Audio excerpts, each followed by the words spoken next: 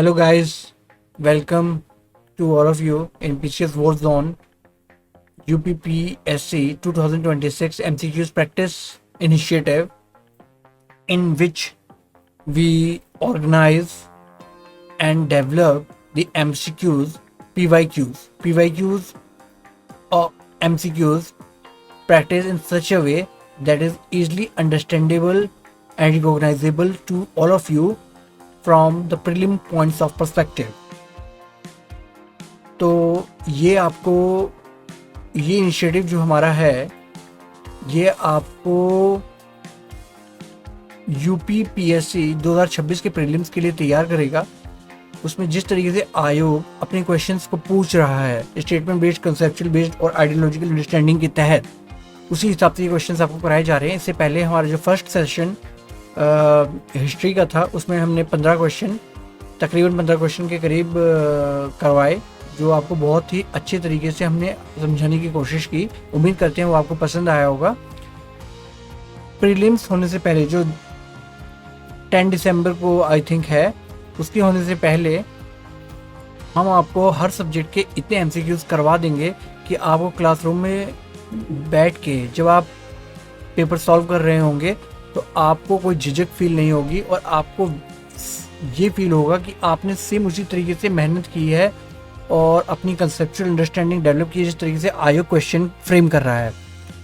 क्योंकि हमने UP PSC 2025 का जो फोरेंसिक एनालिसिस किया था, उसकी 5 वॉल्यूम्स अब तक आ चुकी हैं, 2-3 वॉल्यूम और रह गई हैं, वो भी हम आपको जल्दी अपलोड करके दे देंगे पीसीएस वॉरजोन चैनल के यूट्यूब चैनल पे।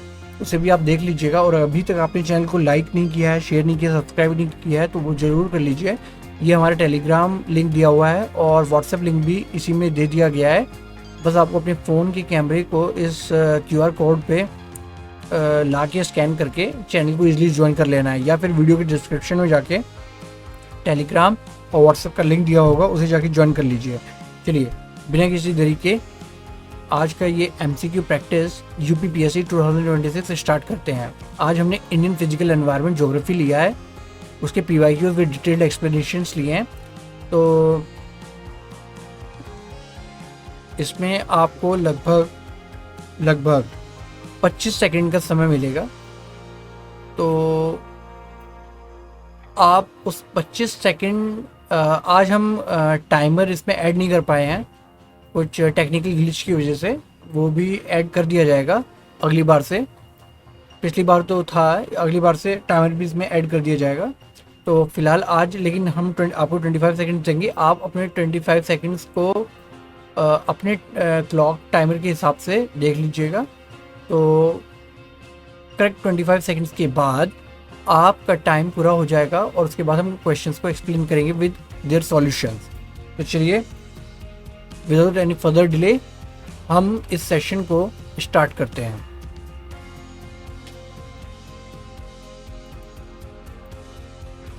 देखिए आज का पहला क्वेश्चन है, आपको ये बताना है, आपके सामने कुछ स्टेटमेंट्स दिए हुए हैं, तो आपको इन स्टेटमेंट्स को कंसीडर करना है।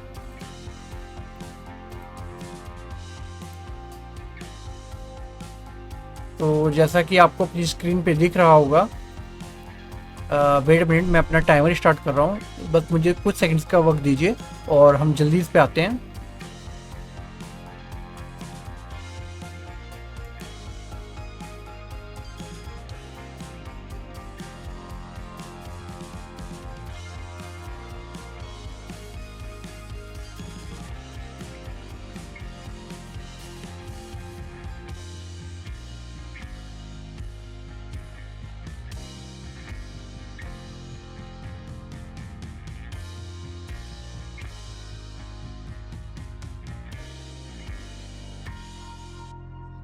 हो गया।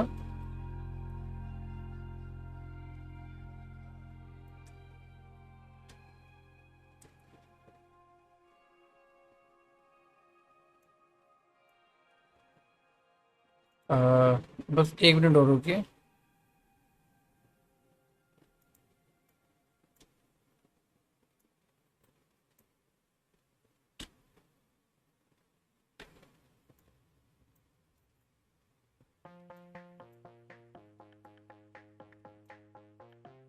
चलिए, तो आपको ये बताना है कि जो झेलम रिवर है वो पास करती है थ्रू वुलर लेक। उसके बाद जो सेकंड स्टेटमेंट है वो है कृष्णा रिवर डायरेक्टली फीड करती है कोलेरू लेक को।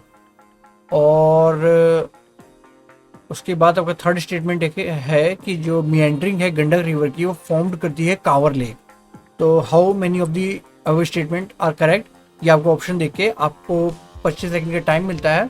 अभी हम आपको कहते हैं आपका समय शुरू होता है, उसके बाद ही आप लोग स्टार्ट करेंगे, और जब आपका समय खत्म होता है तब आपको रुक जाना है। उसके बाद हम इसकी complete detailed explanation with their solution आपको बताएंगे। तो अभी हम आपको टाइमर देने वाले हैं। तो आप लोगों का 25 सेकंड का समय शुरू होता है अब।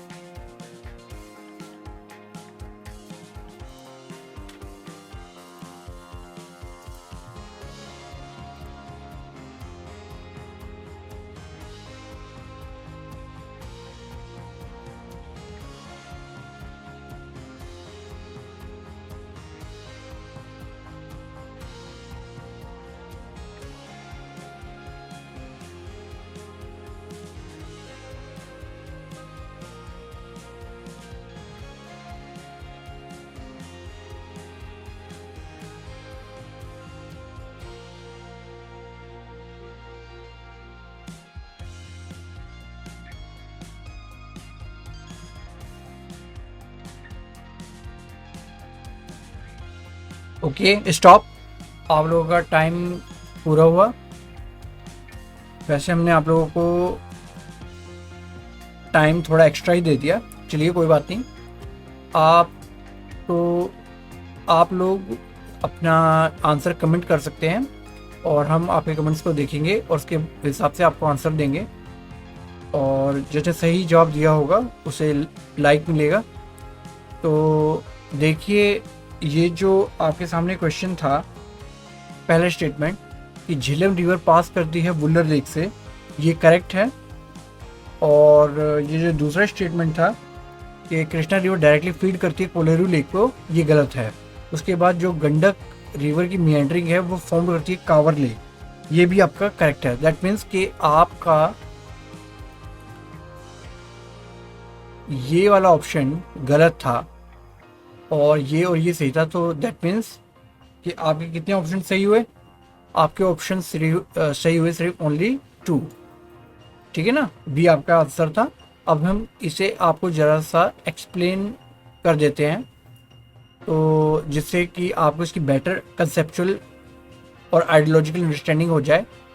तो देखिए, पहला जो ऑप्शन था कि झेलम रिवर पास करती है वुलर लेक से। देखिए, जैसा आपको पता ही है, झेलम एक इंपॉर्टेंट ट्रिब्यूटरी है इंडस रिवर की, ठीक है ना। ये तो आप लोग जैसे पढ़ते हैं, आप लोग स्मार्ट लोग हैं, आपको पता ही होगा। ये कहाँ से वो करती है ये भी आपको पता ही होगा। ये जो कश्मीर में से ये राइज करती है, उसकी जो पीर पंजल रेंज है, वहाँ पे एक स्प्रिंग है वेरीनाग में, वहाँ से ये वो करती है, ये आपको पता ही होगा, आप लोग पढ़ते हैं। तो ये श्रीनगर में फ्लो करती है और वुलर लेक में, ठीक है ना, पाकिस्तान में इंटर करने से पहले, ठीक है ना। तो ये आपको याद रखना है। फिर ये वहाँ जाके पाकिस्तान में चीनब से मिल जाती है, ठीक है ना। तो ये आपको इसके बारे में याद रखना था। तो ये कोई ज़्यादा हार्ड ऑप्शन नहीं था, इसे आप वैसे भी अगर कर लेते तो आपको पता चल जाता है ये आसान क्वेश्चन है, ठीक है ना। अब इसका जो थर्ड स्टेटमेंट देखिए, हम आपको अब इस क्वेश्चन में एलिमिनेशन टेक्निक से कैसे इस क्वेश्चन को सॉल्व किया जा सकता था वो सिखा रहे हैं। तो पहला स्टेटमेंट तो अपने आप में ही बहुत आसान था। अगर आप अच्छी तरह से प्रैक्टिस करते हैं, आपने थ्योरेटिकल पढ़ा हुआ है इसके बारे में, रिवर्स के बारे में, तो झेलम के बारे में भी आपने जरूर पढ़ा होगा। तो ये क्वेश्चन कहीं से कहीं भी गलत नहीं लग रहा था पढ़ के, ठीक है ना। तो उसके बाद है ये थर्ड ऑप्शन देखिए जो राइट था कि meandering of Gandak river form करती है कांवर लेक।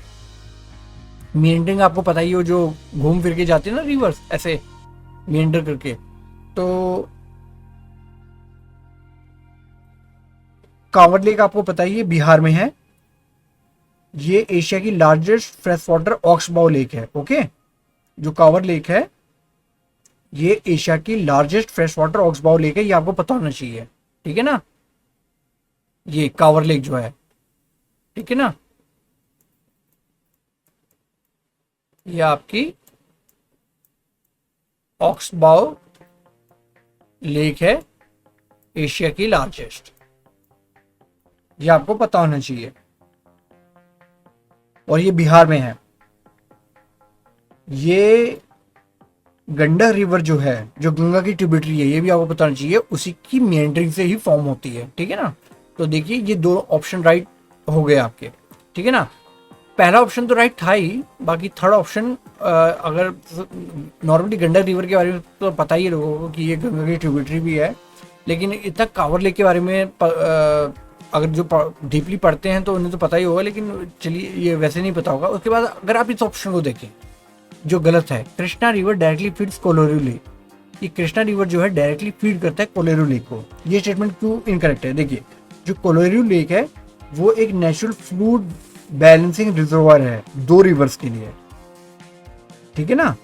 ये रिवर डायरेक्टली फेड होती है जो एक बुढ़ा मेरू और तमिलेरू स्ट्रीम्स हैं उनके द्वारा, ठीक है ना। ये कृष्णा से कनेक्टेड तो है लेकिन कृष्णा से डायरेक्टली फीड नहीं होती है, ठीक है ना। तो अगर आप, चलिए मैं इस ऑप्शन को हम लोग मान भी लेते हैं कि इसका इतना ये इतना एक्सप्लेनेबल नहीं था और इसकी इतनी ज़्यादा नॉलेज नहीं भी थी, लेकिन अब इस ऑप्शन और इस ऑप्शन से भी आप एलिमिनेशन टेक्निक अपना के अपने राइट ऑप्शन पे पहुंच सकते थे। कैसे, देखिए झेलम का तो सबको ही पता है, वो वुलर लेक से होती है। उसके बाद है कि जो कृष्णा रिवर है डायरेक्टली फीड करती है कोलेरू लेक को, नहीं, कोलेरू लेक जो है अगर आपने पढ़ा होगा तो कृष्णा रिवर से डायरेक्टली फीड नहीं करती। अगर आपको बुढ़ा मेरू और तमिलेरू इसे डायरेक्टली जो फीड करती हैं, ठीक है ना, बूढ़ा फिर बता देते हैं हम, आपकी बूढ़ा मेरू और तमिलेरू स्ट्रीम्स इसे डायरेक्टली फीड करती हैं, ठीक है ना। तो अगर हम आपको ये नहीं भी पता होता तो, लेकिन कृष्णा रिवर का कोलेरू लेक से कोई डायरेक्टली संबंध नहीं है, ये तो बिल्कुल अच्छी तरीके से जो पढ़ता है रिवर्स के बारे में उसे अच्छी तरीके से पता है, ठीक है ना। तो इस ऑप्शन को आप बहुत अच्छी तरीके से एलिमिनेट कर लेते इन दो ऑप्शन के हिसाब से भी, कि ये वाला तो राइट है, ये राइट नहीं है, ठीक है ना। तो उसी हिसाब से आपको पता चलता कि दो, इसका मतलब आप ले सकते थे कि दो ऑप्शन तो राइट होंगे ही, शायद ये वाला भी राइट हो सकता है, ठीक है ना। तो खैर जिसको नहीं पता होगा कि बहुत से जो फ्रेशर्स हैं या जिनने अभी तैयारी स्टार्ट ही की है, तो उसी हिसाब से तो आपको ये पूरी रिवर्स की जानकारी पता होनी चाहिए, ठीक है ना। तो याद रखिए झेलम रिवर तो वही पासेस करती है उल्लर लेक से। गंडक जो गंगा की ट्रिब्यूटरी है, ये एशिया की लार्जेस्ट ऑक्सबाउ लेक को फॉर्म करती है, इसकी मेंडरिंग गंडक की, ठीक है ना। और कृष्णा रिवर डायरेक्टली से फीड नहीं करती, कोलेरू को डायरेक्टली जो फीड करती है वो आपकी एक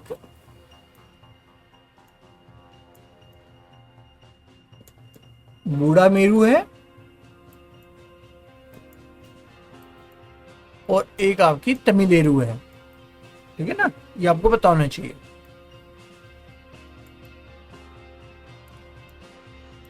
तमिलेरू, ये दो से डायरेक्टली फीड करती हैं, ठीक है ना। चलिए अब आपके दूसरे क्वेश्चन की तरफ बढ़ते हैं। आज का सेकंड क्वेश्चन है, ये आपकी स्क्रीन पे देखिए, which one of the following is the best example of repeated falls in sea level giving rise to present day extensive marshland. तो आपको बताना है कि इनमें से कौन सा which of the following best example है जो सी लेवल में रिपीटेड फॉल्स हो रहा है और जिससे कि marshland, present day extensive marshland का जन्म हो रहा है, ठीक है ना। सी लेवल के लेवल्स में फॉल्स होने की वजह से मार्शलैंड फॉर्म हो रहे हैं, तो इसमें उसका बेस्ट एग्जांपल क्या है, ठीक है ना। तो आप लोगों का समय शुरू होता है अब।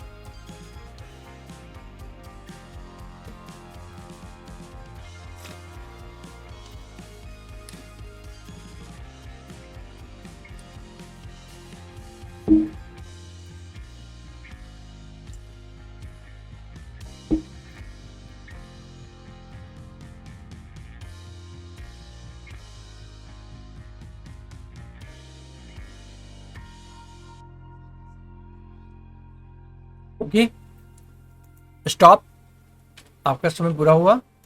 देखिए इन्होंने ये पूछा था ना कि सी लेवल में रिपीटेड फॉल होने की वजह से ये जो प्रेजेंट डे मार्शलैंड क्रिएट हो रहे हैं, ये कहाँ, इसका परफेक्ट एग्जांपल कौन सा है।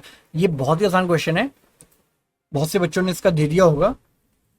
देखिए भीतरकनिका मैंग्रोव्स हो गए, मारकनम सॉल्ट पैंस हो गए, नोपदा स्वैम्प हो गए।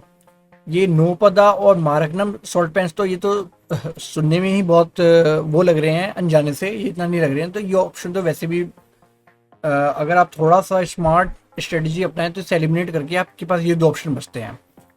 तो प्रेजेंट डे एक्सटेंसिव मार्शलैंड जो फॉर्म हो रहे हैं ये आपके सी लेवल, अगर आप ये देखिए सी लेवल फॉल होने की वजह से भीतरकनिका में कोई सी लेवल फॉल नहीं हो रहा है। या एग्जांपल वो एरिया जो है वो कोई फॉल इन सी लेवल वाला एरिया नहीं है कि जिससे कि आप वहाँ पे मार्शलैंड फॉर्म हो रहे हो, ठीक है ना। ये आपको कंफ्यूज करने के लिए दिया गया है। हाँ, रान ऑफ कच्छ है, अब वो एरिया जो गुजरात का पड़ता है वहाँ पे रान ऑफ कच्छ, ये अगर आप ध्यान से देखें तो वहाँ पे सी लेवल राइज में फॉल होने की वजह से मार्शलैंड फॉर्म हो रहे हैं। तो ये आप एक कॉमन सेंस से आंसर दे सकते हैं, तो इसलिए आपका आंसर रान ऑफ कच्छ है, ठीक है ना, जो गुजरात में सिचुएटेड है इंडिया। और ये आपको पता है रान ऑफ कच्छ एक वास्ट सीजनल सॉल्ट मार्श है, ठीक है ना। और यहाँ पे सी लेवल में बहुत ज़्यादा फ्लक्चुएशंस होती हैं उसकी जियोलॉजिकल हिस्ट्री की वजह से, ठीक है ना। तो इसका आंसर ये होना चाहिए था, ये तो कॉमन सेंस का आंसर था। बाकी आपका ये जो नोपड़ा स्वैम्प है, इसे नोपड़ा वेटलैंड भी कहते हैं, ये उड़ीसा में है नोपड़ा, ठीक है ना। ये एक फ्रेश वाटर स्वैम्प है, ठीक है ना।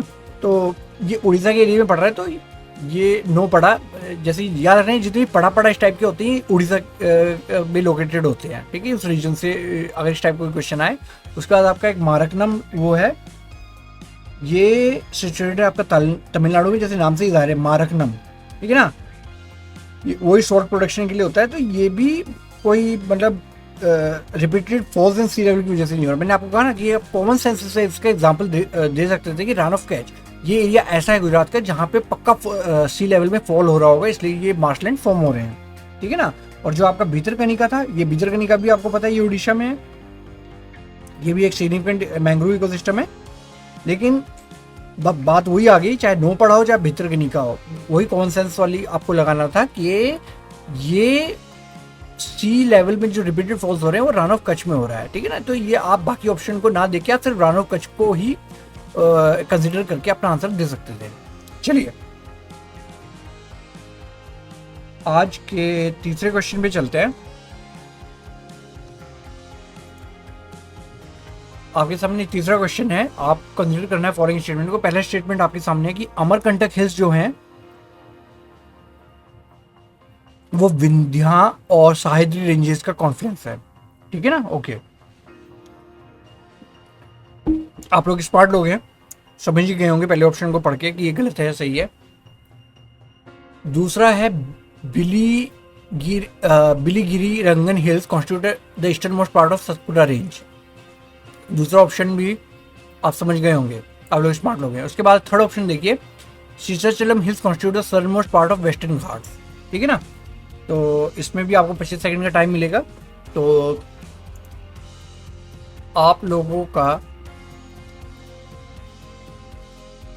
समय शुरू होता है।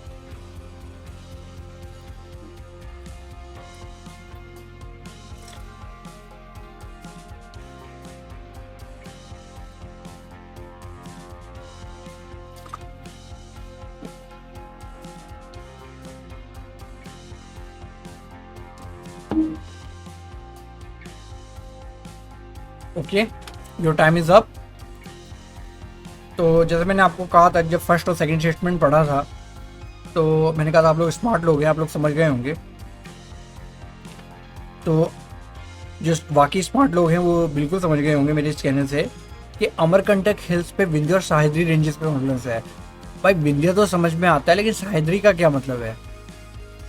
ये सह्याद्री तो आपको वेस्टर्न घाट से रिलेटेड करके देखिए ना, तो इसका अमरकंटक हिल्स जो मध्य प्रदेश एरिया में पड़ रही है, वहाँ जहाँ से नर्मदा निकलती है, तो इसका यहाँ पे क्या मतलब है? तो ये ऑप्शन तो अपने आप में वैसे ही गलत हो गया, ठीक है ना। ये एक मध्य प्रदेश के में पिलग्रिम टाउन है अमरकंटक, ठीक है ना।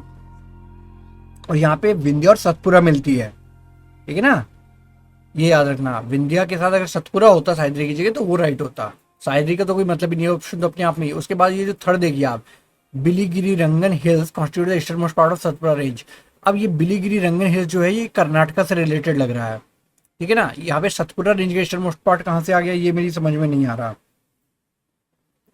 ठीक है ना। तो ये अपने आप में ही वो है, तो ये दोनों ऑप्शन गलत हो गए। थर्ड ऑप्शन जरा देखिए, ये इसमें थोड़ा सा कंफ्यूज हो सकते थे, लेकिन इसे भी अगर आप थोड़ा सा कॉमन सेंस लगाते हैं आप समझ जाते हैं। देखिए, Seshachalam hills constitute the southern most part of Western Ghats. अगर आप शेषाचलम, इसमें मैं भी शुरू में कंफ्यूज हो गया था, लेकिन अगर आप ध्यान से देखें शेषाचलम नाम से ही जाहिर होता है कि शेषाचलम जो ये कुछ ईस्टर्न मोस्ट उसमें आंध्र प्रदेश से रिलेटेड है। अगर आप ध्यान दें, शेषाचलम बहुत बार पढ़ा है हम लोगों ने, तो वेस्टर्न घाट से इसका क्या मतलब है ये मेरी समझ में नहीं आ रहा है, ठीक है ना। तो इसलिए अगर आप देखें तो ये भी गलत हो गया, ये भी गलत हो गया और ये भी गलत हो गया। ओके, तो इनमें से आपका ऑप्शन हुआ डी, दैट इज नन, ठीक है ना। तो इस तरीके से आपको कंफ्यूज करने के लिए ऑप्शन दिए जाते हैं, लेकिन अगर आप थोड़ा सा कॉमन सेंस लगाएं तो अपने आप समझ जाएंगे। लेकिन हाँ, ये जरूर है कि ये आप बिना प्रैक्टिस किए और बिना थ्योरेटिकल जो आपने पहले पढ़ा होगा, डीप स्टडी किए, आप इन ऑप्शंस को एलिमिनेट नहीं कर सकते और अपने सही ऑप्शन तक नहीं पहुंच सकते। उसके लिए आपको थ्योरेटिकली बेसिक एनसीईआरटी और स्टैंडर्ड बुक्स जिन्होंने पढ़ी होगी, जिन्होंने उन्हें रिवाइज किया होगा, उन्हें ही इसका आंसर पता होगा। अगर आप ये सोचें कि सिर्फ एमसीक्यू करके आप एग्ज़ाम निकाल लेंगे तो ये मुश्किल है, ठीक है ना। तुक्का भी लगता है, मैं ये नहीं कह रहा हूँ, लेकिन वो तुक्का ही होगा। वो लग गया तो लग गया, नहीं लगा तो वो लगता ही नहीं है, ठीक है ना। और उसकी परसेंटेज ना के बराबर ही होती है। बाकी बेसिक स्टडी जो करेगा उसे, और फिर उसके बाद प्रैक्टिस करेगा, वो आराम से एग्ज़ाम निकाल लीजिए, ठीक है ना। तो इसीलिए ये तीनों ऑप्शन गलत थे, तो इसमें से कोई भी ऑप्शन सही नहीं था, ठीक है ना। चलिए आज के चौथे क्वेश्चन पे चलते हैं। आज का चौथा क्वेश्चन आपका है, देखिए, Gandikota canyon of south India was created by which one of the following reverse. ये अच्छा क्वेश्चन है। गंडीकोटा कैनियन है साउथ इंडिया का, वो क्रिएटेड हुआ है by which one of the following, किस रिवर ने, नदी ने उसे क्रिएट किया है, गंडीकोटा कैनियन। ओके, तो इसमें भी आपका जो 25 सेकंड का टाइम है वो स्टार्ट होता है। आप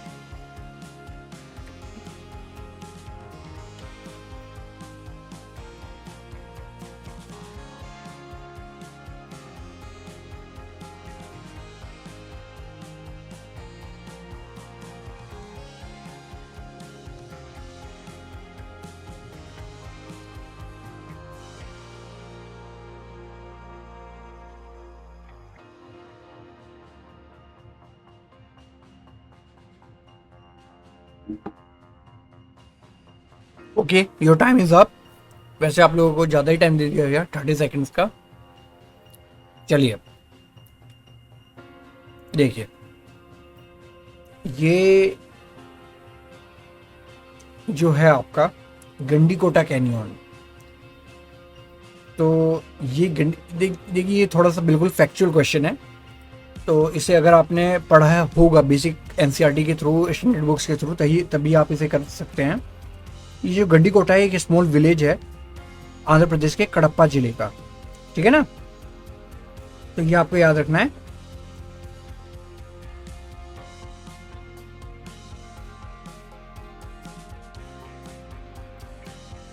ठीक है ना। तो ये आपका इसका आंसर जो है वो पेन्नार है, ठीक है ना, गंडीकोटा का। क्योंकि जो स्विफ्ट फ्लोइंग रिवर है पेन्नार, वो ग्रेनाइट रॉक्स को कट करते हुए गंडीकोटा के विलेज में के पास से बहती है और वहाँ के रॉक्स का इरोजन करती है और एक डीप वैली फॉर्म करती है, ठीक है ना।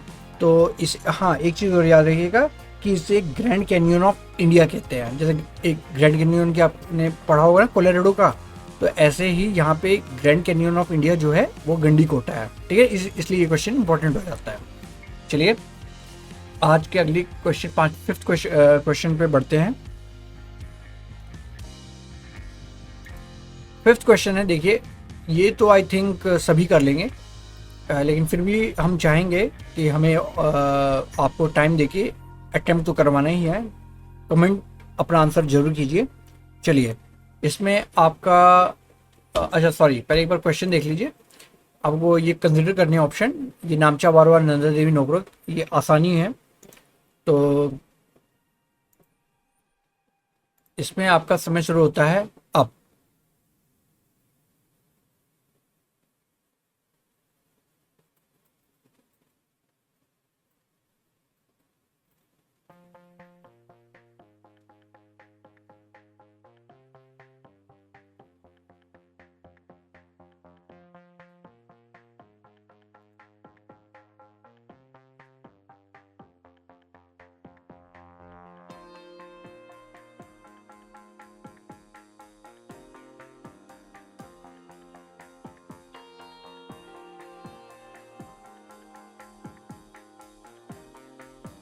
ओके, आपका टाइम खत्म होता है, ज़्यादा ही टाइम दे दिया आपको। चलिए, आपको थोड़ा एक्सटेंड करके टाइम दिया जा रहा है सोचने समझने के लिए, लेकिन आपको धीरे धीरे प्रैक्टिस, अगली जब हम टाइमर अगली बार से टाइमर का, जैसे हमने हिस्ट्री एमसीक्यू प्रैक्टिस में रखा था टाइमर का, ऐसे ही अगली बार से टाइमर आपके सामने चलेगा।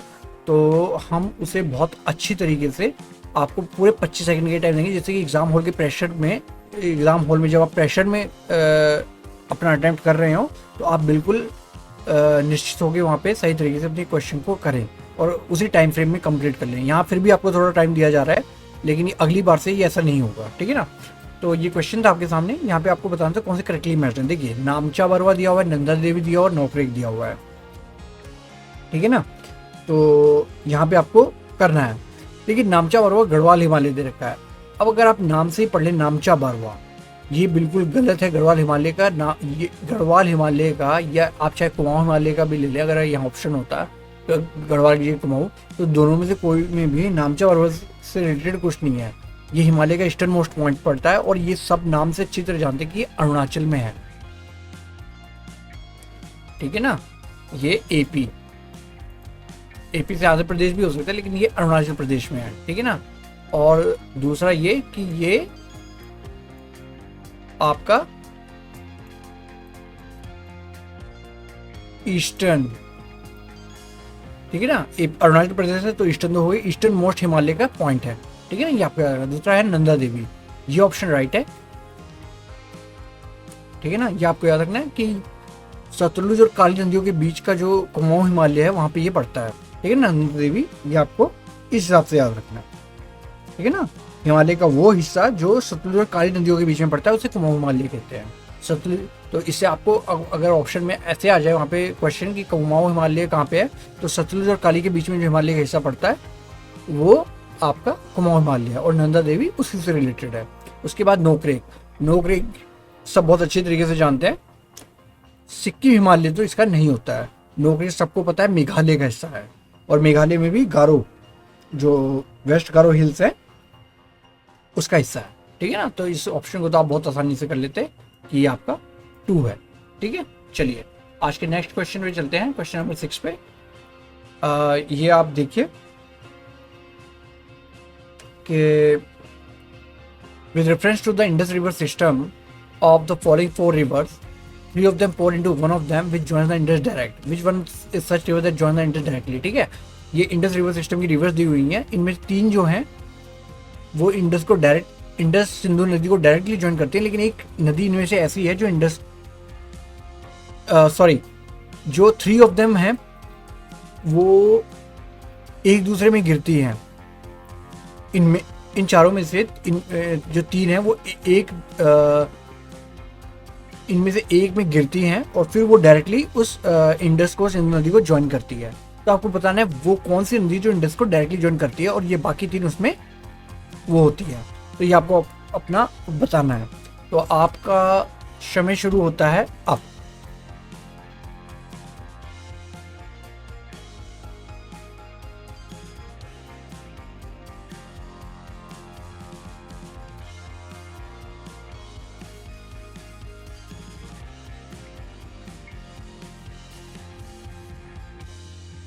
तो ये आपका समय पूरा होता है। तो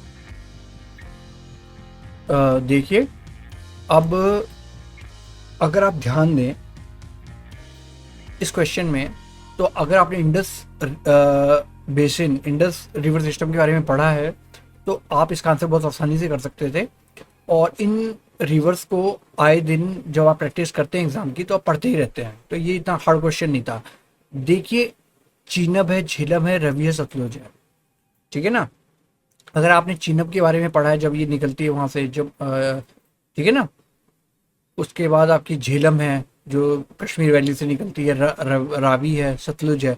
तो अगर आप इन्हें पढ़ा है तो आप अच्छी तरीके से जानते हैं, आपको पता चल गया होगा। जो स्मार्ट बच्चे हैं, जो बिल्कुल डीपली जिन्होंने इन रिवर्स को पढ़ रखा है, इंडस रिवर सिस्टम को, कि चीनब भी जाके पाकिस्तान में उस नदी से मिलती है, झेलम भी जाके मिलती है, और रावी भी मिलती है। तो बच्ची कौन सी? सतलुज। इसका आंसर सतलुज है, ठीक है ना, क्योंकि चीनब आपकी सतलुज से पाकिस्तान में मिलती है, झेलम जो है वो चीनब से मिलती है पाकिस्तान में, ठीक है ना। और जो आपकी रावी है वो भी चीनब से मिलती है सराय सिद्धू में, ठीक है ना। तो दैट, ये कहने का मतलब ये हो गया कि जो रावी और झेलम है वो दोनों चीनब से मिलती है, ठीक है ना। और जो चीनब है वो सतलुज से मिलती है, ठीक है ना। और फाइनली सतलुज जो है ये पाकिस्तान में मिल जाती, चीनब जो है सतलुज से मिलती है पाकिस्तान में, और सतलुज जो है ये डायरेक्टली, ठीक है ना, फिर इनका कॉम्बाइंड वाटर जब ये इसमें रवि का, चीनब का और झेलम का आ जाता है, फिर ये इंडस को ज्वाइन कर लेती है पाकिस्तान के मिठानकोट में, ठीक है ना। तो ये आपको याद रखना है, ठीक है ना। तो ये आप देख लीजिएगा,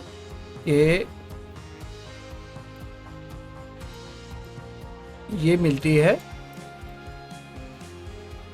सतलुज से इन पाकिस्तान। उसके बाद झेलम जो है ये आपकी चीनब से मिलती है, ठीक है ना, चीनब।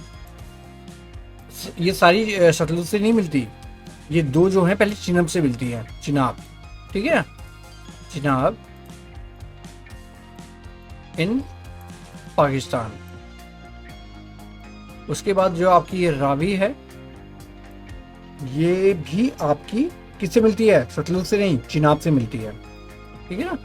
ये भी किससे मिलती है? एक मिनट, ये मैं यहाँ ये कर देता हूँ, और ये पाकिस्तान मिलती है। और फिर डायरेक्टली सतलुज किससे मिलती है? इंडस से, ठीक है ना। ये डायरेक्टली मिलती है इंडस से इन पाकिस्तान, ठीक है। चलिए, तो ये आपका क्वेश्चन हो गया। आज के 7th क्वेश्चन पे चलते हैं। 7th क्वेश्चन है आपके सामने। With reference to India, Didwana, Kuchaman, Sargol and Khatu are the names of, ठीक है ना। ये आपको बताना है कि अगर इंडिया के परिप्रेक्ष्य में देखें तो ये दिद्वाना, कुचामन, सारगोल एंड खाटू। देखिए, मैं सिर्फ इतना कह सकता हूँ कि इन सब स्टेटमेंट्स में जो आपको नाम दिए गए इंडिया के रेफरेंस में, एक स्टेटमेंट ऐसा है जिसे जो कॉमन है, जिसे लगभग सबने पढ़ा ही होगा, तो उसके थ्रू आप इसका आंसर बड़ी आसानी से दे सकते हैं। चलिए, इसमें आपका जो टाइम है वो शुरू होता है अब।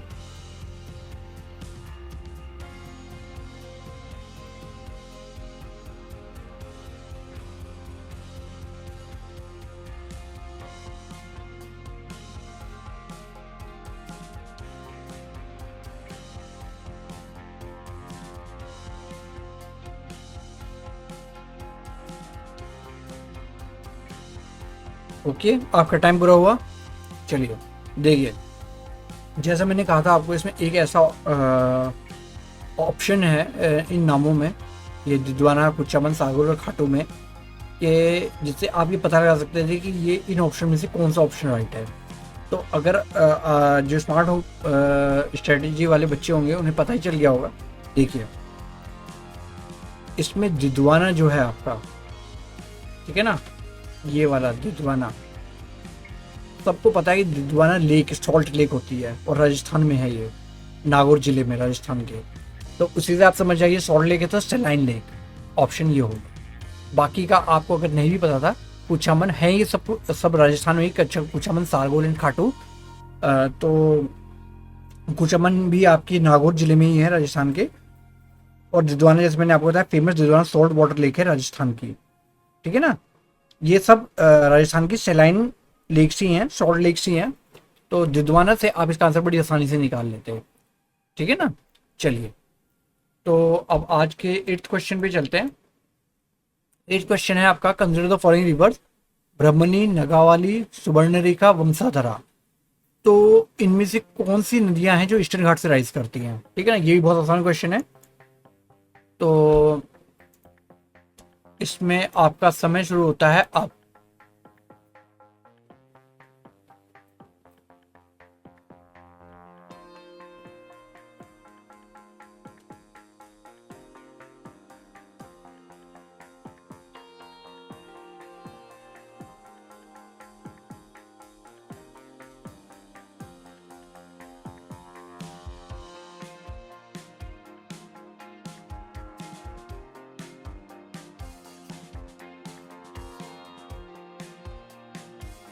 ओके, आपका समय पूरा होता है। टाइम हमने आपको फिर भी ज़्यादा ही दे दिया, ठीक है ना। चलिए, तो अगर आप इसमें देखें तो इसमें मैंने आपको कहा था कि ये तो बहुत ही आसान क्वेश्चन था, जो ईस्टर्न घाट से रिवर राइज करती है उन्हें बताना था। तो इसमें एक ऑप्शन ऐसा है जिसे आप अगर थोड़ा सा वो देख करते तो आपको एकदम याद हो जाता कि ये ईस्टर्न घाट की रिवर है, ठीक है ना। और उसी से आप अपने ऑप्शन को निकाल लिया जाता है। अगर आप ब्रह्मणी की बात करें सबसे पहले, तो ब्रह्मणी जिन्होंने पढ़ा होगा, ब्रह्मणी को साउथ कोयल भी कहते हैं, ठीक है ना। और ठीक है ना, ये अब आपको समझ आ ही गया होगा। और ये झारखंड के रांची जिले से राइज करती है, ठीक है ना। तो ब्रह्मणी तो इसका आंसर नहीं है, क्योंकि इन्होंने ईस्टर्न घाट्स कहा है, ब्रह्मणी तो नहीं है। इसे साउथ कोयल भी कहते हैं, ठीक है ना।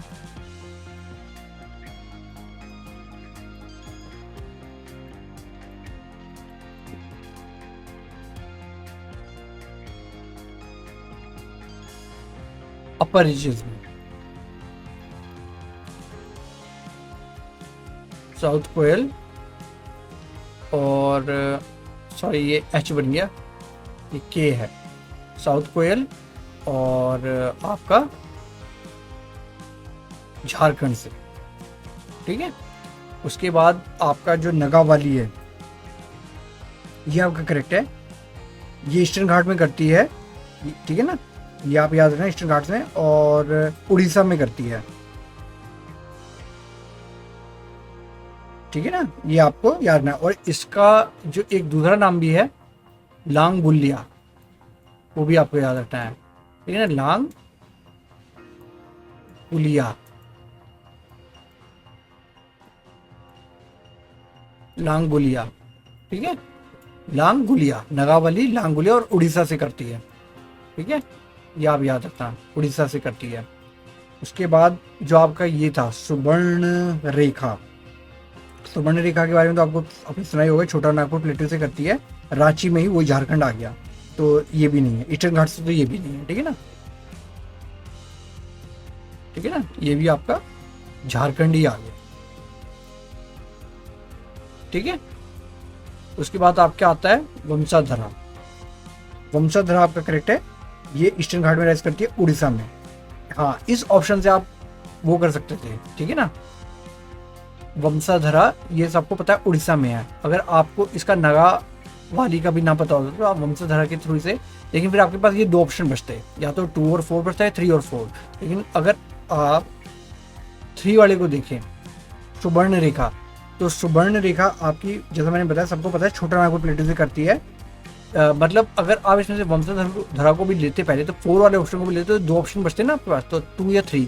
अगर आप ये सोचते कि यार 3 और 4 भी तो हो सकता है, 2 और 4 की जगह, तो जो सुवर्ण रेखा है ये आपकी छोटा नागपुर प्लेटू से करती है, और वही राज्य झारखंड आ गया। ब्रह्मणी की तरह ये साउथ कोयल भी कहते हैं। तो ये ईस्टर्न घाट से तो राइज नहीं करती है, तो इसलिए आप इस ऑप्शन को टिक करके आ सकते थे, ठीक है ना। तो ये वंशधारा भी क्या है आपका, ये आपका वही ईस्टर्न घाट ऑफ उड़ीसा से कर रही है, ठीक है ना। ये भी क्या है, उड़ीसा है, ठीक है। आपकी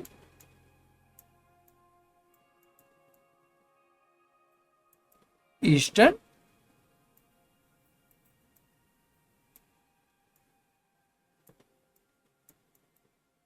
घाट्स, ठीक है ना।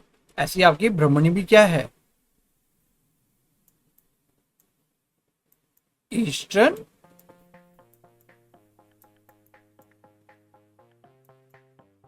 ठीक है ना, ईस्टर्न घाट्स याद रख लीजिए। तो ये ऑप्शन आप क्लियर हो गए होंगे। चलिए आज के 9th क्वेश्चन पे चलते हैं। क्वेश्चन है आपके सामने, क्वेश्चन पे ध्यान दीजिए। कंसिडर करना है आपको, ये आपको नदियां दी हुई हैं, बराक, लोहित, सुबनसिरी, ठीक है ना। ये तो पढ़ के ही आपको समझ आ गया होगा। Which of the above flow through Arunachal Pradesh. बहुत आसान है, चलिए कहिए से अटेम्प्ट कीजिए। आपका समय शुरू होता है अब।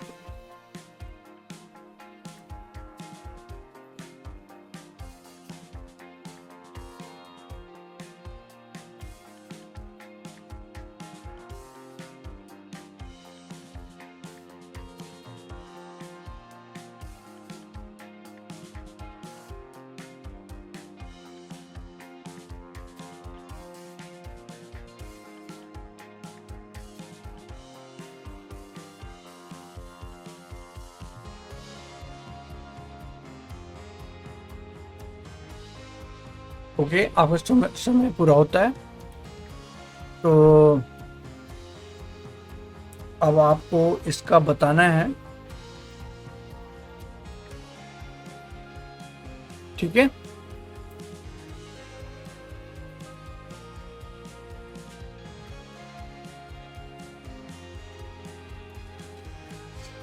ये रिवर्स आपको कंसीडर करनी है।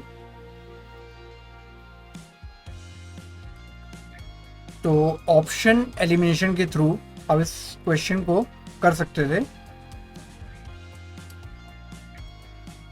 तो जो स्मार्ट बच्चे हैं उन्होंने इसे कर ही लिया होगा। देखिए बराक पढ़ी है,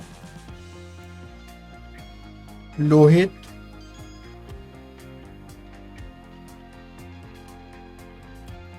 फिर आपका क्या आ जाता है,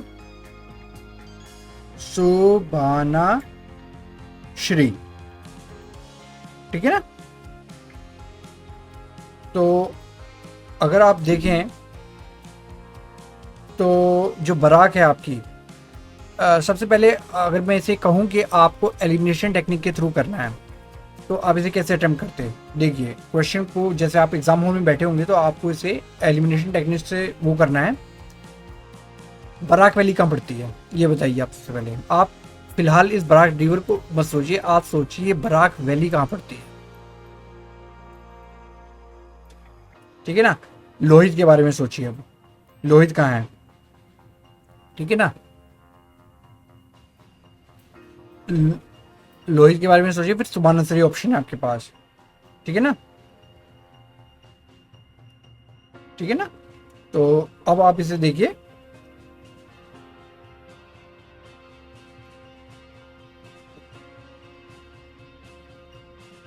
क्या होना चाहिए आपका ऑप्शन पहले। अच्छा, आज सबसे पहले ये फर्स्ट ऑप्शन देखिए, बराक, बराक वैली लिखा है मैंने यहाँ। आप फिलहाल इसे रिवर में समझिए, बराक वैली समझिए। बराक वैली आपने कहाँ पढ़ा है,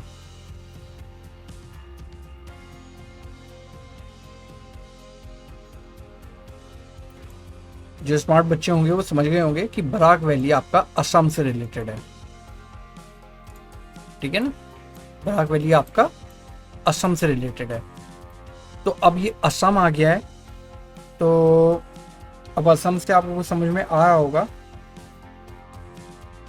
और एक चीज और याद रखिएगा कि जो लोहित और सुबनसिरी है, ठीक है ना, इन्हें ब्रह्मपुत्र से कंसीडर कीजिए,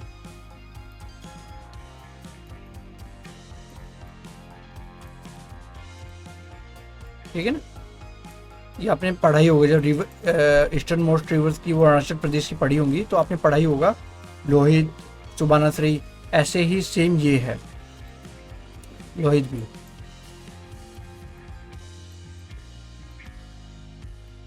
ब्रह्मपुत्र, ठीक है ना।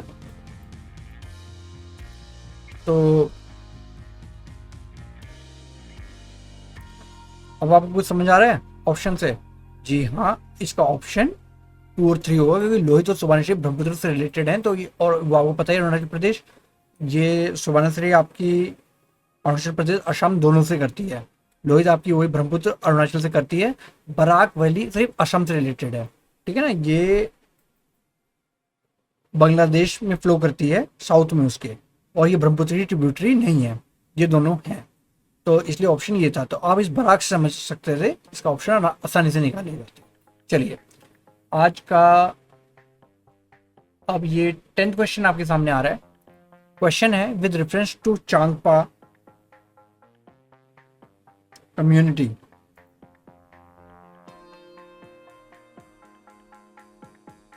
ठीक है ना। आपको ये बताना है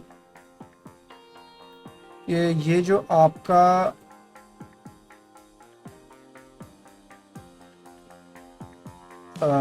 चांग, एक जस्ट मिनट, मैं थोड़ा सा टाइमर ऑन कर लूँ।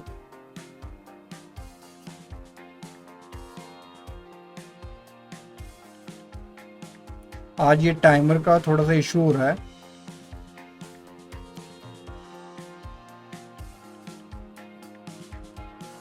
हाँ, इसे हम अगली बार से शॉर्ट आउट कर देंगे, इसे रेक्टिफाई कर देंगे, जिससे कि आपको टाइमर स्क्रीन पे नज़र आए। और आज ये थोड़ा सा परेशान कर रहा है।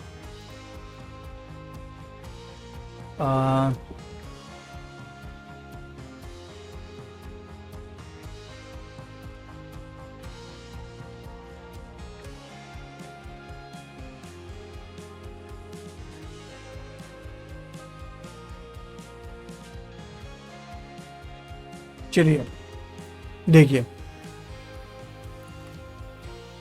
तो ये इन्होंने आपसे पूछा है कि जो रेफरेंस होता है चांगपा कम्युनिटी का इंडिया का, उसमें आपके स्टेटमेंट्स फॉलो करने हैं। अब जो स्मार्ट बच्चे हैं वो समझ गए होंगे कि चांगपा कम्युनिटी ऑफ इंडिया की बात हो रही है, तो स्टेटमेंट्स क्या होने चाहिए। They live mainly in the state of Uttarakhand. अगर आप स्मार्ट होगे तो आप समझ गए होंगे इस ऑप्शन को पढ़ के ही। सेकंड ऑप्शन है they rear the pashmina goats that yield a fine wool. Okay, फिर थर्ड ऑप्शन है they are kept in the category of scheduled tribes, ठीक है। तो तीनों ऑप्शन ही इतने अच्छे हैं और कि थोड़ा सा बस कॉमन सेंस लगाना है और आप अपने आंसर तक पहुंच जाएंगे।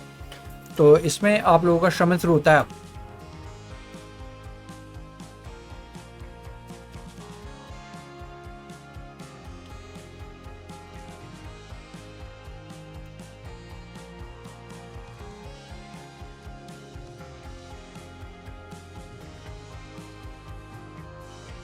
ओके, आप लोगों का समय पूरा हुआ। अब आप लोगों को इसके आंसर को बताना है। देखिए थोड़ा सा आप ध्यान, इसमें अगर कॉमन सेंस लगाते बहुत आसानी से आप इस आंसर को कर जाते। चांगपा कम्युनिटी की बात हो रही तो उत्तराखंड का तो कोई मतलब ही नहीं है। चांगपा आपको अच्छी तरीके से पता है कहाँ है, नॉट उत्तराखंड, ठीक है। कहाँ है ये, याद आ गया ना, लद्दाख रीजन में है, ठीक है ना। आपकी कहाँ है ये, लद्दाख में है, ठीक है। तो ये ऑप्शन गया, वन ऑप्शन तो गया, तो दैट मीन्स कि ए और डी गया, ठीक है ना। बचा क्या ऑप्शन, ये और दो, दैट मीन्स कि थर्ड तो पक्का राइट है, they are kept in category of scheduled tribes. हाँ, ये आपके पीवीटीजी उसमें आते हैं, सॉरी शेड्यूल्ड ट्राइब्स में आते हैं। अब बचा ऑप्शन ये वाला कि ये राइट है, they rear the pashmina goat that yield a fine. सबको पता है कि लद्दाख में जो चेंगपा कम्युनिटी होती है ये रियर करते हैं पश्मीना गोट्स को, जो फाइन वूल यील्ड करती हैं, ठीक है ना। तो इसका आंसर क्या हुआ इस हिसाब से, 2 and 3, ठीक है ना। अब आप समझ गए किस तरीके से इस क्वेश्चन को करना था। कुछ सोर्सेज में उत्तराखंड भी दिया गया लेकिन वो गलत है, चांगपा कम्युनिटी लद्दाख में है, ठीक है। ये आपको अच्छी तरह याद रखना है, कंफ्यूज नहीं होना है एनसीईआरटी के हिसाब से। चलिए आज के 11th क्वेश्चन पे आइए। आप क्वेश्चन है कि जो नर्मदा रिवर है वो फ्लो करती है वेस्ट में, while most other large peninsular rivers flows to the east, ये इन्होंने ऑप्शन दिया, ये ऑप्शन इन्होंने खुद ही बता दिया कि नर्मदा वेस्ट में फ्लो करती है, जबकि जितनी भी लार्ज पेनिनसुलर रिवर है ज़्यादातर वो ईस्ट में फ्लो करती है। ऐसा क्यों? ठीक है, ये आपको ऑप्शन बताना है। आपको ऑप्शन दिए हुए हैं, it occupies linear rift valley. जो स्मार्ट बच्चे वो समझ गए होंगे, पहले ऑप्शन सही। उसके बाद सेकंड है, it flows between the Vindhyas and Satpura. Second option भी बहुत अच्छा है, जिससे आंसर निकाला जा सकता है। थर्ड ऑप्शन है, the land slopes to the west from central India. ठीक है ना, तो ये आपको बताना है, और इसमें आपका समय शुरू होता है अब।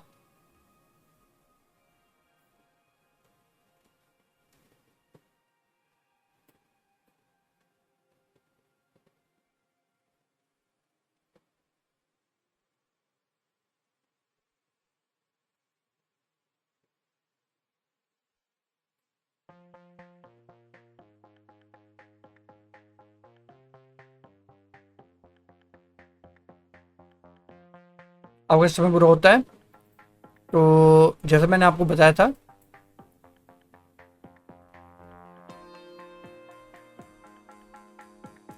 कि पहले दूसरे ऑप्शन से ही आप अपना आंसर निकाल ले जाते हैं। ठीक है ना, इसका जो पहला दूसरा ऑप्शन था, तो उससे ही आप अपना आंसर आसानी से निकाल ले जाते हैं। पहला ऑप्शन देखिए कि ये जो आपका आया था ना, लीनियर रिफ्ट वैली को ऑक्यूपाई करती है, तो उस पर एक बार गौर कीजिए।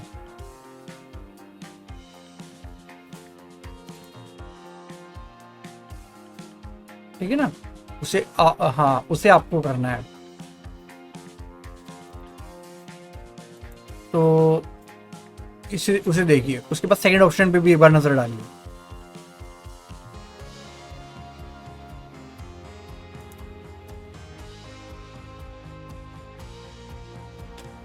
और फिर थर्ड ऑप्शन पे भी एक बार नजर डालिए।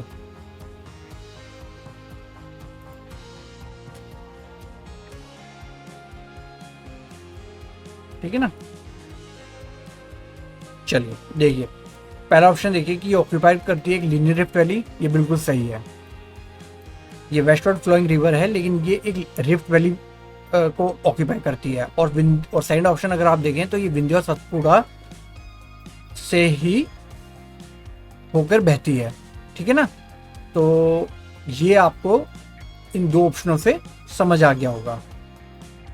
ये पहला और दूसरा राइट है। ओहो, आई थिंक हमने ऑप्शंस गलत डाल दिए हैं, क्योंकि अगर 1 और 2 राइट है तो यहाँ पे ऑप्शन 1 और 2 है ही नहीं। तो दैट मीन्स के यहाँ पे ऑप्शन एक आपका, चलिए अगर यही नहीं थे तो एक ऑप्शन आपका होना चाहिए था इस नन की जगह। 1, 2 एंड 3 तीनों। ठीक है, लैंड स्लोप्स करता है वेस्ट में फ्रॉम सेंट्रल इंडिया। ठीक है ना, ये भी राइट है। तो ये ऑप्शन हमारा फॉल्ट है, ये गलती हो गई, हमने इस पर ध्यान नहीं दिया। 3 ऑप्शन राइट हैं। ठीक है ना, ये लीनियर रिफ्ट वैली ऑक्यूपाई करती है और विंध्य और सतपुड़ा के बीच में रहती है, और जो लैंड स्लोप्स है वेस्ट में फ्रॉम सेंट्रल इंडिया। ठीक है, इन तीनों चीज़ों की वजह से ये आपकी इसका डायरेक्शन, क्योंकि जो लैंड स्लोप है वेस्टवर्ड है फ्रॉम सेंट्रल इंडिया, तो that's why land slopes west में है सेंट्रल इंडिया की तरफ से, तो उसके डायरेक्शन को इन्फ्लुएंस करता है।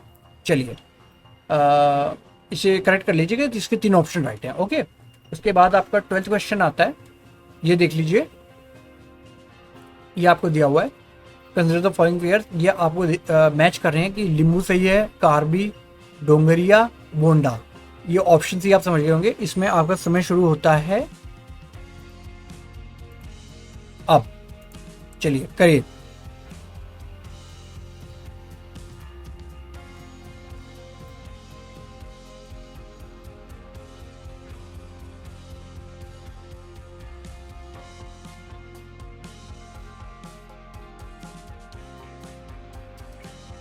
जल्दी से अपने आंसर को कमेंट कीजिए, और कंसेप्चुअली और आइडियोलॉजिकली से सॉल्व करने की कोशिश कीजिए। ओके, ये आपका टाइम खत्म होता है अब।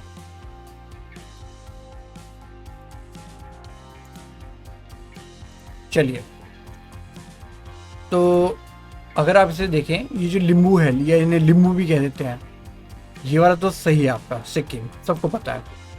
कार्बी, आंगलोंग, डोंगरिया और बोंडा। ठीक है ना, ये और ये। डोगरिया सबको पता है, उड़ीसा ईस्टर्न ट्राइब है। कार्बी आंगलोंग हिमाचल प्रदेश से बिलोंग करती है और बोंडा तमिलनाडु से बिलोंग करती है आपकी, ठीक है ना। ये सदर्न ट्राइब है। Dogariya Orissa eastern Indian tribe होगी, और ये लिम्बू सिक्किम में है, और कार्बी हिमाचल प्रदेश की हिल ट्राइब है, ठीक है ना। तो इस हिसाब से आपका ऑप्शन क्या हुआ, डी 1 2 3 4, चारों के चारों, ओके ना। ये तो आसान क्वेश्चन था बहुत, इसमें ज़्यादा टाइम लेना भी नहीं चाहिए था। चलिए अब आपके 3 क्वेश्चन और रह गए।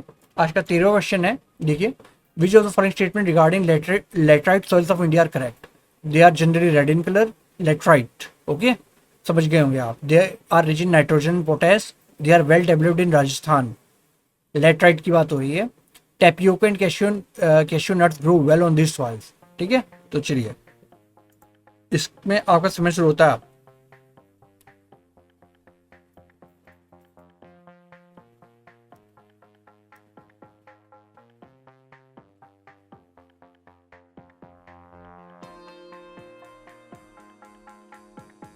ऑप्शंस को ध्यान से देखिएगा, आप अपने आंसर तक पहुंच जाएंगे, ठीक है ना। बहुत ही आसान क्वेश्चन है, थोड़ा सा आपको कॉमन सेंस लगाना है। और राजस्थान वाले ऑप्शन को एक बार जरूर देखिएगा। ओके, आपका समय शुरू होता है, खत्म होता है। अब आइए देखिए, पहला ऑप्शन था they are generally red in colour, ये बिल्कुल सही है। ऑक्सीडेशन की वजह से ये रेड इन कलर में रेड होती है, ठीक है ना, लेटराइट सॉइल्स। अब ये इन्होंने कहा कि ये रिच इन नाइट्रोजन पोटास होते हैं, ये गलत ऑप्शन, गलत है, ठीक है। नाइट्रोजन पोटास में डेफिशिएंट होती है। यहाँ क्या होना चाहिए था, एल्यूमिनियम अगर होता आपका, Al, एल्यूमिनियम अगर आपका होता तो ये राइट होता, ठीक है ना। तो ये ऑप्शन गया, तो सेकंड ऑप्शन को तो एलिमिनेट कर दीजिए, ये गया, ये गया, ये गया, बचा क्या, ये। तो ये तो आपका आंसर अपने आप निकल के आ गया। हाँ, टैपियोका और कैश्यू नट्स इस सॉइल में वेल होते हैं। उसके बाद ये ऑप्शन देख लीजिए यार, मैंने कहा था ना आपको राजस्थान वाले ऑप्शन पे गौर कीजिएगा। नहीं, ये वहाँ जहाँ हाई एक्सट्रीम टेम्परेचर और बारिश होती है वहाँ पे डेवलप्ड होती है। तो ये तो वैसे रेनफॉल डेफिशिएंट रीजन है, तो यहाँ पे कहाँ से हो गया, तो इसलिए ये ऑप्शन वो हो गया। चलिए आज का 14वां क्वेश्चन है आपका, the duration of the, consider करना फॉलोइंग स्टेटमेंट्स को, the duration of the monsoon decreases from southern India to northern India, okay.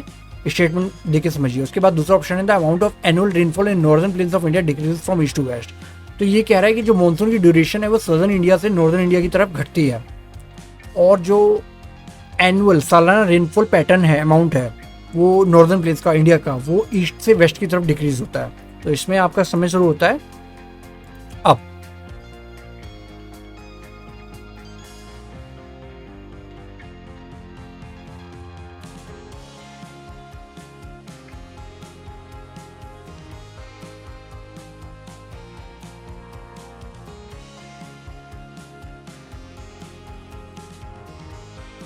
Okay, आपका समय पूरा हुआ। अब अगर आप ऑप्शंस देखें,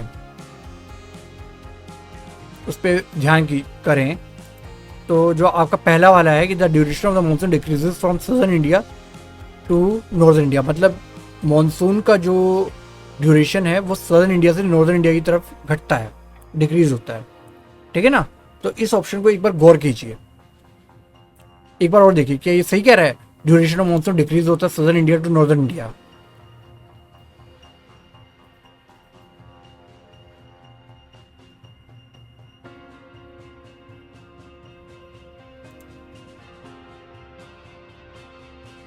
ठीक है ना। और ये जो दूसरा है the amount of annual rainfall northern plains में ईस्ट से वेस्ट की तरफ डिक्रीज होती है। अगर आपने मॉनसून के बारे में पढ़ा है तो दोनों ऑप्शन राइट है। नॉर्दर्न इंडिया में जो अमाउंट ऑफ रेनफॉल है वो ईस्ट से वेस्ट की तरफ घटता है, और जो मॉनसून का ड्यूरेशन है सदर्न इंडिया से नॉर्दर्न इंडिया की तरफ घटता है, ठीक है ना। ये आपको पता होना चाहिए। ये बहुत ही जनरल कंसेप्चुअल मॉनसून का पैटर्न है जो ऑब्जर्व किया जाता है, तो ये आपको पता होना चाहिए था अगर आपने मॉनसून को अच्छी तरीके से पढ़ रखा है, ठीक है ना। चलिए आज का लास्ट क्वेश्चन है 15th, when you travel in Himalayas you will see the following: deep gorges, U-turn river courses, parallel mountain ranges, steep gradient causing landsliding. तो which of the above can be said to be the evidence for the Himalayas being young fold mountains. जब आप हिमालयाज में travel करते हैं तो आपको ये सब चीज़ें देखने को मिलती हैं, ठीक है ना। आपको यू टर्न रिवर्स मिलेंगी, डीप गॉर्जेस मिलेंगे, पैरेलल माउंटेन रीजन्स मिलेंगे, स्टीप ग्रेडियंट्स मिलेंगे जिससे लैंडस्लाइड होता है। तो इनमें से क्या यंग फोल्ड माउंटेन्स जो हिमालयाज हैं उन्हें यंग फोल्ड माउंटेन्स कहा जाता है, तो उसके लिए एविडेंस है, ये आपको बताना है, ठीक है ना। तो इसमें आपका समय शुरू होता है अब।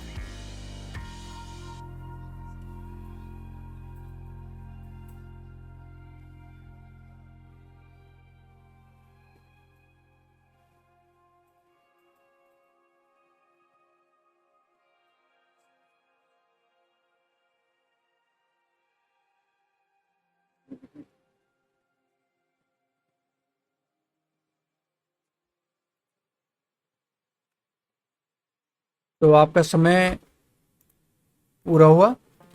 तो अगर आप ये देखें कि deep gorges, U turn, river courses, parallel mountain जो स्टीप ग्रेडियंट जो लैंड स्लाइडिंग कोज करते हैं, ये सभी इसके रीजन है, ठीक है ना। ये सभी ये बताते हैं कि हिमालय जो है वो यंग फोल्ड माउंटेन्स है, ठीक है ना। ये आपको पता होना चाहिए। ये बहुत ये भी पिछले वाले क्वेश्चन की तरह बहुत ही जनरल कंसेप्चुअल एविडेंस है यंग फोल्ड माउंटेन्स के लिए, ठीक है ना। ये जो फैक्टर्स हैं तो ये आपको पता होना चाहिए था। चलिए, तो उम्मीद करते हैं आज का सेशन आपको पसंद आया होगा। कोई दिक्कत हो या कोई सुझाव हो तो उसे कमेंट कीजिए, हम उस पर ध्यान देंगे। और अगर इन क्वेश्चंस के आंसर्स को लेकर कोई आपत्ति हो तो वो भी आप कमेंट कीजिए, हम उस पर भी उसे रेक्टिफाई करने की पूरी कोशिश करेंगे। और आज का सेशन यहीं पे हम ख़त्म करते हैं। चलिए, अगले सेशन के लिए अगला सेशन हमारा जो होगा यूपी पीएससी 2026 की प्रीलिम्स एमसीक्यूज के लिए, वो हम साइंस एंड टेक्नोलॉजी के लिए आएंगे, क्योंकि इस सब्जेक्ट से बहुत सारे क्वेश्चन पुटअप किए जाते हैं कमीशन की तरफ से और ये बहुत बड़ा वेटेज रखते हैं। तो चलिए, आज का सेशन यहीं पे ख़त्म करते हैं। Okay, good bye.